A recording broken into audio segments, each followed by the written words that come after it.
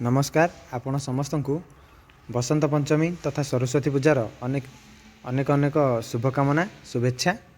माँ बागदेवी सरस्वती कृपा आम समस्त विद्यार्थी तथा ज्ञानर उपासक मान उपरे बनाए रहू। तेबे माँ को सम्मानार्थे किसी पंक्ति को मिलमिशी आवृत्ति करिया। ओम सरस्वतये नमः। उपनीत हेला आसी माँ सरस्वती पूजा एनकेसीसीटी प्रांगणे कर भव्य साज सजा। आस हे विद्यार्थी गण पूजा मिलमिशिकी पालिबा। भारत हेउ विश्वगुरु सभिए अर्चना करिबा। माँ सरस्वती आम प्रज्ञार मूर्ति ताकृपा लभिले व्यक्ति साजे महामती। विद्या प्रदायिनी बोली पूजे ताकू धरा श्रीपंचमी रूपे ख्यात यह भारत सारा।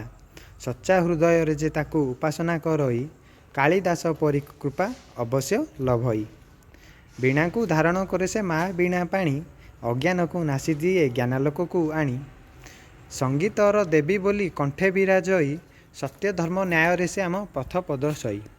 समवेत होई सभियास ताकू उपासिबा वैदिक मंत्र रे ता स्तुति पाठ करिबा।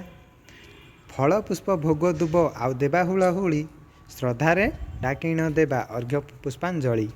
शुण मात आम सभिंक मनस्कामना शुण निम्न मते प्रकाशिलु आम्भर भाषण। एनकेसीसीटी आम प्रज्ञा श्रृंखलार केन्द्र जन्म लभु थांतु एठारु अगणित ज्ञानर इंद्र। गुरु गुरुमा आम्भर हुअन्तु दीर्घायु से माने हुअन्तु शतायु। आमको शिक्षा देवार्थे तांको स्वास्थ्य उत्तम रही थाउ। आमको देवार्थे तांको स्वास्थ्य उत्तम रही थाउ से माने हुअन्तु शतायु से माने हुअन्तु शतायु से माने हुअन्तु शतायु।